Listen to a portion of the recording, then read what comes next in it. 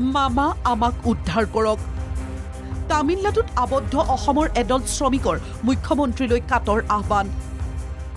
আমি মামাক জনাও যে আমাক দয়া কৰি যে আমাৰ অসমৰ লোকসকল ইয়াত আবদ্ধ হৈ আছে, এইসকলক যাতে নিজ নিজ ঘৰত তাৰমানে পঠোৱাৰ এটা ব্যৱস্থা কৰে।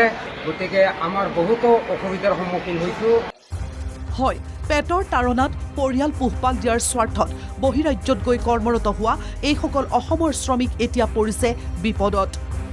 ঘটনা যোৱা 21 জুন দেওবাৰৰ তামিলনাডুৰ থিৰুভেল্লোৰ জিলাৰ এইটো সাগৰীয় খাদ্য ৰপ্তানি কোম্পানীত বিষাক্ত এমনিয়া গেছ নিৰ্গত হৈ নিহত হৈছিল 7জনকৈ শ্ৰমিকৰ। ঘটনাটোত গুৰুতৰভাৱে আহত হয় প্ৰায় 70 জনৰো অধিক শ্ৰমিক। এই মৰ্মান্তিক ঘটনাৰ পাছতেই তামিলনাডুৰ মুখ্যমন্ত্ৰী চি জোচেফ বিজয়ে উচ্চ পৰ্যায়ৰ তদন্তৰ নিৰ্দেশ দি 3জনীয়া কমিটিক 24 ঘণ্টাৰ ভিতৰত প্ৰতিবেদন দাখিল কৰিবলৈ নিৰ্দেশ দিয়ে। লগতে মৃতকৰ পৰিয়াললৈ 2 লাখ টকাৰ সাহায্য ঘোষণা কৰে মুখ্যমন্ত্ৰীজনে। কিন্তু দুৰ্ভাগ্যজনক কথাটো হ'ল নিহতসকলৰ ভিতৰত আছে অসমৰ 2 যুৱতী। তদুপৰি ওদালগুৰি জিলাৰ যুৱতী দুগৰাকীৰ মৃত্যুৰ 3 দিনৰ পাছতো এই পৰ্যন্ত পৰিয়ালৰ লোকে লাভ কৰা নাই মৃতদেহ। ইফালে এই একেটা কোম্পানীতে কৰ্মৰত অসমৰ আন শ্ৰমিকসকল আবদ্ধ হৈ পৰিছে এটা প্ৰান্তত। উপায়ন্তৰ শ্ৰমিকসকলে NKTVৰ জৰিয়তে মুখ্যমন্ত্ৰী হিমন্ত বিশ্ব শৰ্মালৈ জনাইছে কাটৰ আহ্বান।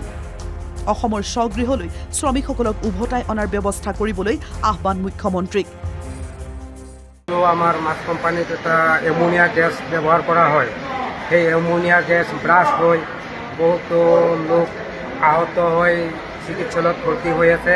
আৰু আমাৰ যিসকল অসমৰ পৰা কাম কৰিব আহিছে তাৰে 2-3 গৰাকী ছোৱালীও ইতিমধ্যে মৃত্যু হৈছে। আমাৰ কোম্পানীৰ তৰফৰ পৰা এতিয়ালৈকে কোনো সা সুবিধা ব্যৱস্থা গ্ৰহণ কৰা নাই। সেয়েহে আমাৰ অসমৰ ৰাইজক জনাওঁ যে আৰু CM ছাৰক জনাওঁ যে আমাক যে সুব্যৱস্থাৰে আমাৰ নিজ নিজ ঘৰলৈ পঠোৱাৰ বাবে এটা ব্যৱস্থা কৰি দিয়ে। আমাৰ বহুতো অসুবিধাৰ সন্মুখীন হৈছোঁ। সেয়েহে আমি মামাক জনাওঁ যে আমাক দয়া কৰি যে আমাৰ অসমৰ লোকসকল ইয়াত আবদ্ধ হৈ আছে, এইসকলক যাতে নিজ নিজ ঘৰত তাৰমানে পঠোৱাৰ এটা ব্যৱস্থা কৰে। তামিলনাডু চৰকাৰে শ্ৰমিকসকলৰ থকা খোৱাৰ ব্যৱস্থা কৰিছে যদিও শেহতীয়া ঘটনাৰ পাছত দক্ষিণৰ ৰাজ্যখনত কৰ্মৰত হ'বলৈ অনিচ্ছুক হৈ পৰিছে অসমৰ অধিকাংশ শ্ৰমিক। এতিয়া এইসকল অসহায় শ্ৰমিকৰ আহ্বানৰ প্ৰতি অসমৰ মুখ্যমন্ত্ৰী হিমন্ত বিশ্ব শৰ্মাই কিদৰে সঁহাৰি জনায় সেয়া হ'ব লক্ষণীয়। দীপাংকৰ কলিতাৰ ৰিপৰ্ট NKTV+।